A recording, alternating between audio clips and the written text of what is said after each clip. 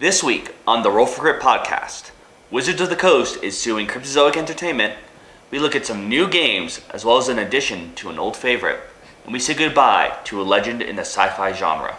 All that plus our topic of the week, which this week is theme versus mechanics. I'm Jonathan Estes. I'm Will Keeler, and this is the Roll for Crypt podcast.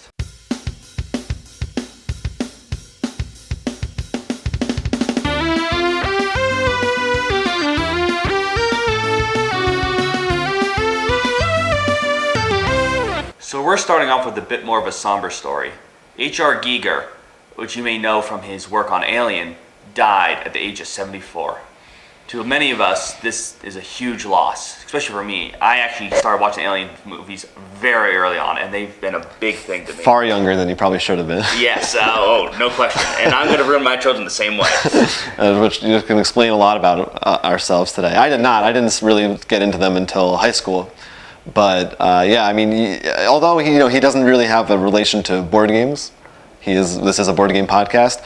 As a whole in the sci-fi genre, and I think many board games out there, you can't deny his influence on the art. And I mean, since the first Alien movie and after that, anytime there's Marines or aliens or spaceships, really, AI, what do they call them, androids, any of that stuff, definitely. So.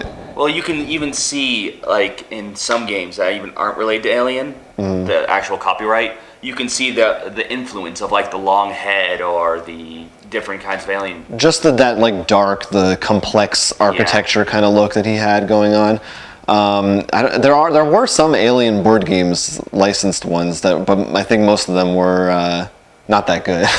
There was also a trading card game, but that didn't last long. However, Legendary is coming out with the new Alien. Right, if anyone knows the Legendary Marvel card deck building game that's out now, they're planning on doing this summer an Alien version of that, which is pretty cool. So I know it sounds almost crass to plug a game after his death, but it's cool. It's a nice way to kind of remember and celebrate his work, I think, if you're a fan of his work. Also, if you haven't seen it, we highly suggest you do. Some of especially the first one of the best, I think, Alien movies. Oh, absolutely. The first two, I mean, are golden. And if you had to choose one, you got to see the first. Well, sure.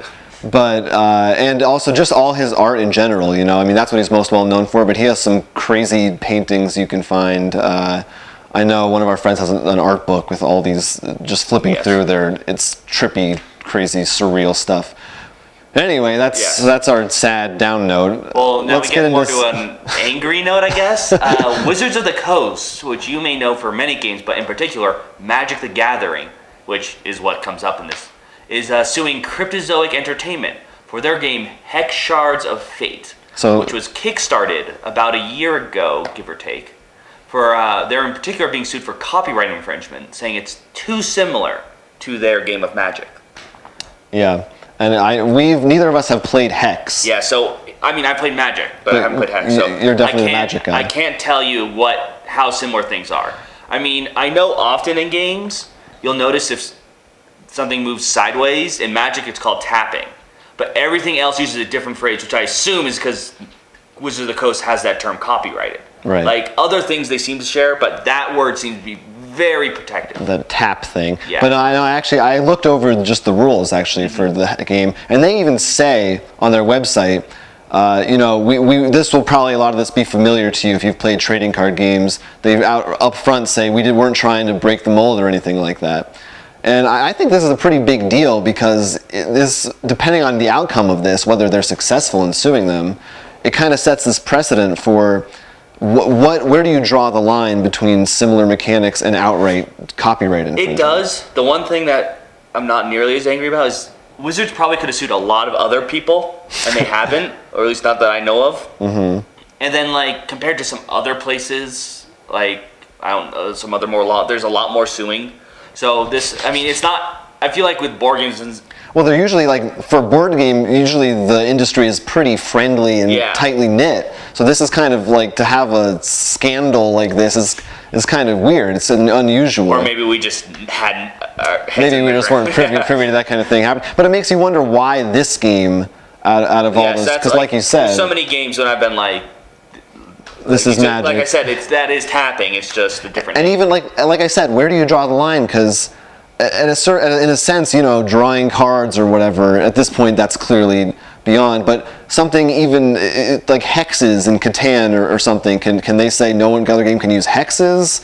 How do you do they actually have a patent on these specific mechanics? I don't know the actual specific details like that, but it's potentially a little worrying that it might scare future developers and designers off from putting certain things in their games because they don't want to infringe on anyone else's territory. Well, why don't we ask the people about that? Because, maybe someone out there has actually played the game and they could tell us how similar or different. Yeah, I don't know how. I can't be that. I guess it must be big enough for them to sue, but I had never really heard about it until this story broke out. Yeah, so leave us a comment. It's all digital, the game, right? It's not a physical game. I'm pretty sure I believe so, yes. Yeah, it's like an MMO TCG. Yeah, so let us know where you fall on this side of this.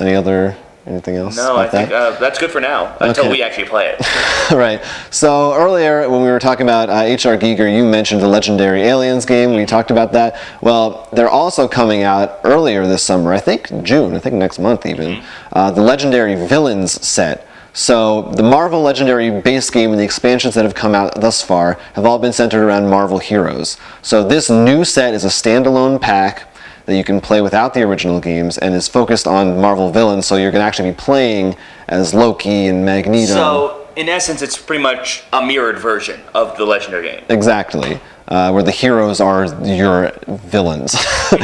Sort of. Well, anyway, just this week they showed off the actual playing board of it, so we got to see how different and how similar it was. We'll have a link on the... Right. Maybe we'll throw it up or not. You can check our site for all these news stories, of course. And, if you already have the Legendary game, you can see it. It's very close. I feel like most things are just obvious renaming, with the exception in the bottom corner, you see Hydra and new recruits. So I don't know whether they're doing something like Maria Hill, but also with attack as well. Well, we assume Hydra is the Maria Hills, which if you play the original game, that's like your cards you can always buy that are always available. But new recruits, I don't know what that means. When I first looked at the picture, I thought, oh, it looks so different. Everything's totally different. And then you were like, no, it isn't. And I looked at it like, oh yeah, they just changed the names. It's just more tightly knit and much. A lot of things I do like. Like a lot of the stuff that there weren't spaces for in the original board, they now have spaces, so it's much more organized. On another really interesting note, the DC deck building game, which is made by Cryptozoic, which I mentioned earlier, is being sued by Wizards of the Coast. No, go on. Is also releasing a villains version this summer. Right. I guess there's just some huge, both of them oh god, we gotta have the villains out.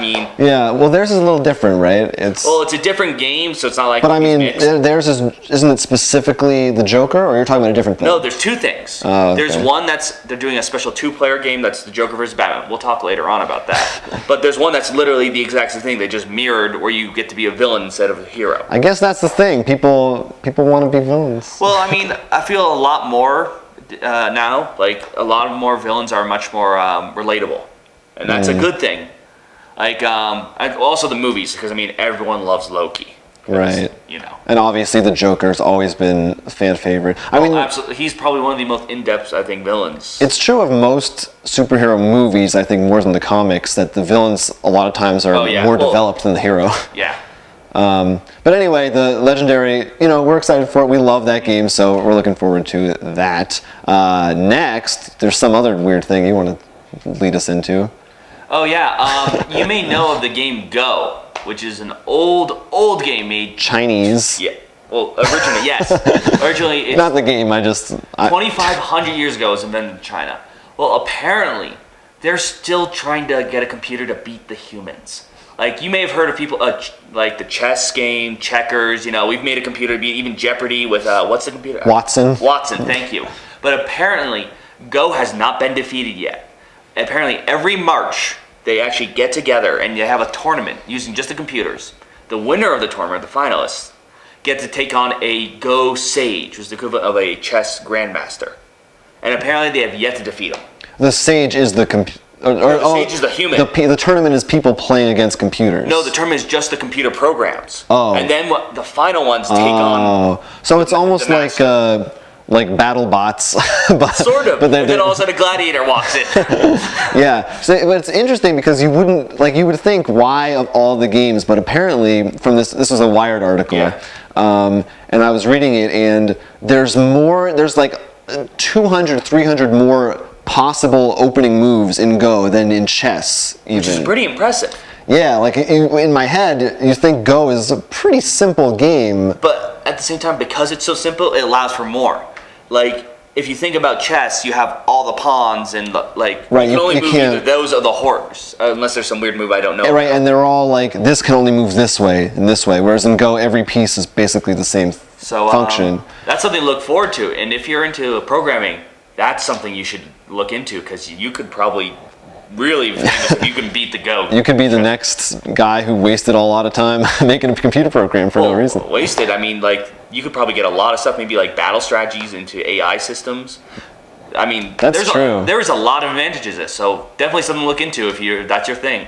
Yeah, if that is your thing. Now, on a much dumber note, moving on to much dumber information. For anyone who's a fan of the show Parks and Recreation, you might be familiar with Ben Wyatt's, played by Adam Scott, invented this game called The Cones of Dunshire, which actually has an interesting backstory because they actually featured Catan on the show, and they actually got Mayfair Games, the publisher, involved because of that, and I think they actually helped develop the game for the show, the Cones of Dunshire game. Anyway, the story is that at the upcoming Gen Con this year in August, which we will be attending. Mayfair is actually going to be hosting a Cones of Dunshire event. So presumably they're going to have the game there from the show. Presumably, it seems from the show they didn't have a full rule set. I don't know if they actually made one, if you can actually play this, or if they're going to make one now. I think they're probably going to sharpen it up. I remember there was some other game that was something like that, like Card Wars, Adventure Time Card Wars. The episode had Finn and Jake playing a Magic-like game called Card Wars, which a lot of people loved and thought was really cool. Yeah. So they realized we should probably make this into a game. Now, it didn't have the exact same rules of the show, because obviously they could finagle things here and there and make it look a little cooler. But they added some rules and made it more playable. And you can actually get that game now. It just came out, including packs. And it's an interesting, different sort of collectible card game in which you can only play with a certain amount of creatures out in the field. So you can't just swamp someone out. So it's definitely, if you're into collectible trading card games, definitely something to look into. Well, so maybe they'll, it would be cool if they did the same thing for this and actually made a home version of it. I would hope so. I think that would be... I don't know how. I feel like the audience for Adventure Time is much more receptive to board game kind of stuff than Parks and Rec probably is. And a lot of, on the show when they play it, a lot of it is, very broad, now I move my cone here, and now I'm the cone master. It doesn't make any sense. I think that's true of Adventure Time as well. Yeah. No, I think the big thing is, Adventure Time, they saw it as a way that they can do a collectible card game, a lot of different creatures that aren't actually Adventure Time. But this, I feel like, with Mayfair Games, to be we can make a nice joke game. Yeah, well, that's the other problem, is how do you sell... You want to sell it based on the property, but even less so than Adventure Time, you're not... unless they did put in... Amy Poehler's face on one of the pieces or whatever. Well, maybe they can do cards or something that it's their likeness. Maybe there could be that's meet tornado lame, when you just see Ron Swanson just staring you down. Yeah, that could be a whole other thing. But anyway, we'll see what they do. It's cool. It's cool that they're doing something fun like that and embracing that fandom. Yeah. So excited, looking forward to that. Another news, we can talk about an actual new game that's a real game that's coming out. From Z-Man Games, they just put out new information on the game Helios. Oh, what? Oh, let me tell you about it. Well, the premise is that you are a priest. Everyone playing is a priest, and you're trying to worship the sun god better than everybody else. Sun god being Helios. So essentially, they said it's a Euro game. They didn't really talk about the specifics of play per se, but you're doing actions and things to build buildings and put down different types of land, and then you're also going to be moving the sun around to try and gain favor and get that power of the sun to get more points. Is the sun, the way moving, is it more it moves towards favor, or is it more like it just happens to move like it's setting? I know it's one of the actions that you can move the sun. I don't know if it's not like every turn it goes like this around or something. Right. I'm not sure if it's going to be like back and forth, like I moved it, then their turn. No, now I'm moving it, or if it's like it has a track or something. Yeah. But so we don't really know a lot about the game yet, but the premise sounds kind of neat. It's interesting. No, I'm interested. Building a game around just one god. Well, at the same, you think about it, a sun god is usually always the big one. That's true. The sun usually is the thing. Or near the top, I would say. I mean, there's a couple times when they're not, but I mean, it's not one that's. Go on. I was thinking Greek in particular. The sun isn't the top. Right. But I was thinking, who's in Egyptian? Who's the sun god? Well, Ra, I think. That's what I thought. I was going to say there's a Ra game, so there is precedent. I'm not sure if horse is just light, but it also. Horse depends on how big the horse is. Sometimes they're heavier. And that's the end of our show. But yeah, it looks good. Supposedly, also, it's they said it'll be playable by younger players as well, so accessible to anyone. Well, what could be really interesting if they do is, depending on how it works, there might be a way that you do an expansion. That's like actually a moon god, so you have to actually decide which one you go for or something like that. I like it. Yeah, I mean, a day and night phase. I think it definitely has the potential for a lot. Well, I mean, we'll see, and hopefully we'll get to review it, and you'll get to see. Heads up to the podcast, The Cast of Kings, which we were just featured on last. When was it? Yep, about a week, probably a week from when you're seeing this, yes. Monday, May, whatever it was. Yeah, if you haven't listened to the Cast of Kings podcast, you should check it out. But we were sponsors of it. That's why it's a story right now. So it's kind of cool for us. Oh yeah, I mean, even you should still listen to it anyways, even beyond our. If you're a Game of Thrones fan, it's about Game of Thrones. It's from slashfilm.com, so you can find the link on our site, or we'll put one down below as well. Mm-hmm. And it's just. Not really, yeah. Not much news there, just cool. Yeah. Just cool for us to be on it. And what else? Oh, I guess I have the last thing. Yeah. Last thing, speaking of podcasts that aren't ours, but ones that we aren't featured on. We swear we like it. Will Wheaton's show Tabletop, which has been huge for the board game community, just got its season 3 funded on Indiegogo, and actually it broke some records. I think it's the best funded Indiegogo they've ever had. Nice. That's being confirmed by nods by Ivan behind the camera.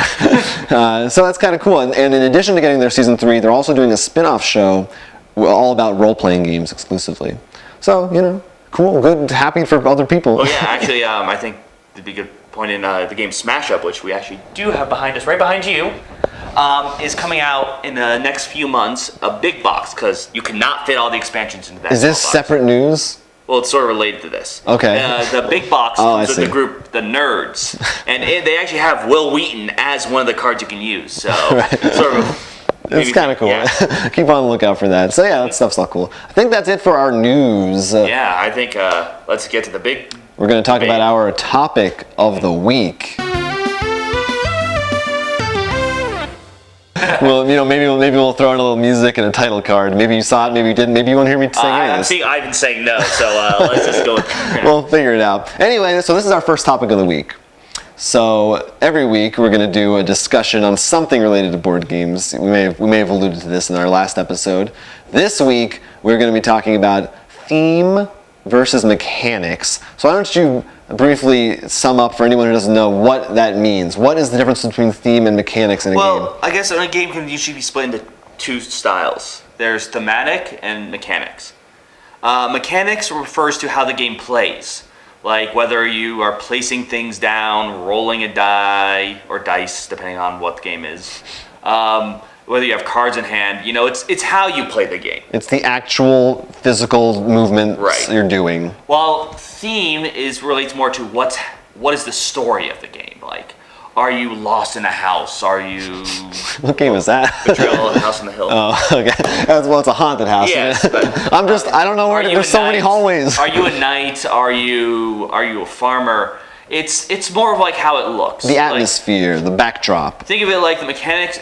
For a car, it would be like the engine, how it works. When the theme is how it looks. Like Futurama is a comedy, that would be its mechanics. Right. Science fiction would be its theme. But these two things happen to clash often with the board game fans. And in particular, it also crosses over into another subsection, which is Euro versus American games. Right. Do you want to? Sure. So that's basically, usually, generally, although the lines have been blurred lately, and more every year, generally Euro games are considered to be heavier, less about the theme, more about actually the strategy and what your pieces are going to do, and whether this is called a farmer or just nothing, it doesn't matter. Yeah, a pawn or a meeple or whatever makes no difference to really the game. Whereas many Western developed games have moved on to be kind of more about the experience and more about the telling a story, so that the mechanics actually make sense in this universe in a way. So, like, if someone is a trader or whatever, they're actually a Cylon in Battlestar Galactica. Right. And oftentimes in more thematic games, it's a bit more random. Like, it's going to rely more on dice rolls, because that way it's just seeing how things go. When a mechanic game is going to be really like, there is a strategy. You got to place your things here. Right. So, which it doesn't have to be that way, but it seems like often it does. Often. Yeah. At least in the most simplest of.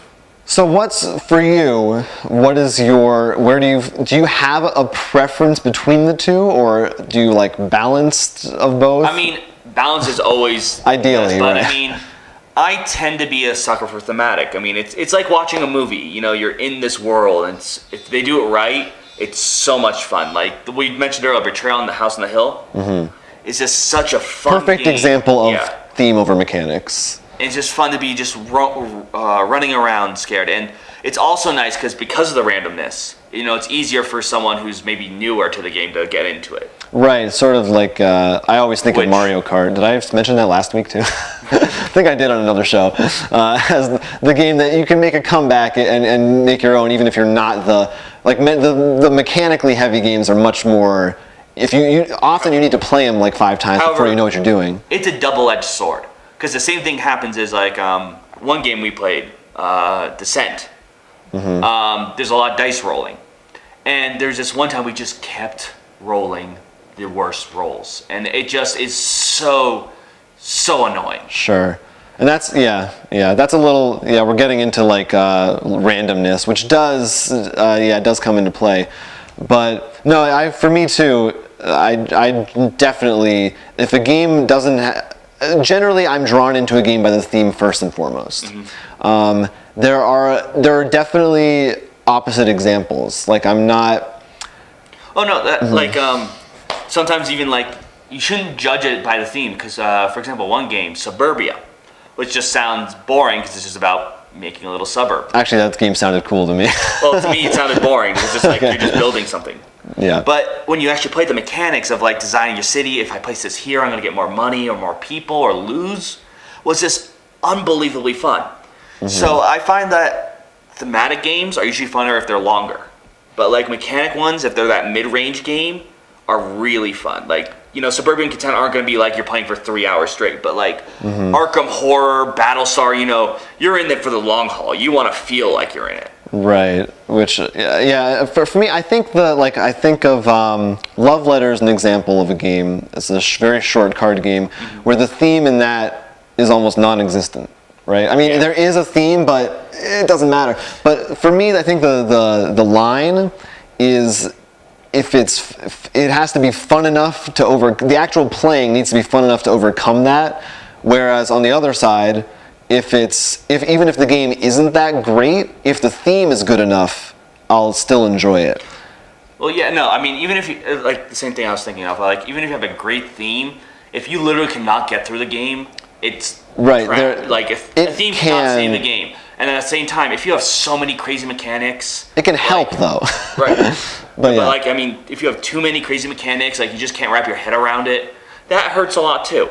Right. And I think that's something you always got to be wary about when designing a game. So what are a couple that you think are the perfect, the thing that I love is the marriage of the two. Oh god. So I'm going to keep citing the same games every week, but Battlestar Galactica is the game that I feel like I'm really on a ship in space. Thematic, you think it's your top thematic? Yes, but I think that the way it also. The way the mechanics match the theme, it fit perfectly.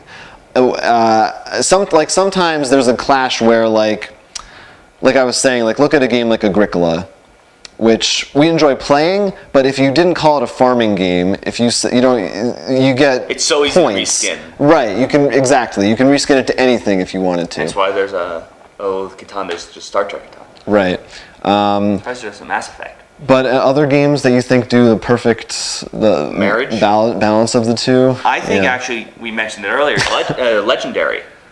For a deck building game, it didn't just feel like a deck building. I actually feel like I'm a superhero. I'm taking on this villain, and there are times when we're like, "Oh God, we're about to lose." Like we feel like this, like that danger. You know, like when you see in a comic or a hero, and like almost all hope is lost, and we're like, "Oh no, we have to." You know, we got to start bringing. And along those lines, I know Sentinels of the Multiverse. Oh yes, is a big one. Yeah. That's also against superheroes. That makes you really feel like you're a superhero. I think Legendary definitely. It depends on the hero. I feel some of them really feel like you're playing as that guy, and some of them less so. Yeah, true. But it does like you for a deck building game. It's pretty solid. But yeah, I think that more or less covers the subject. Yeah. Yeah. Anything else? Let us know either in the comments or at our email which side you fall on, or if there are any games you think do a really good job of theme or mechanics, or vice versa, or both.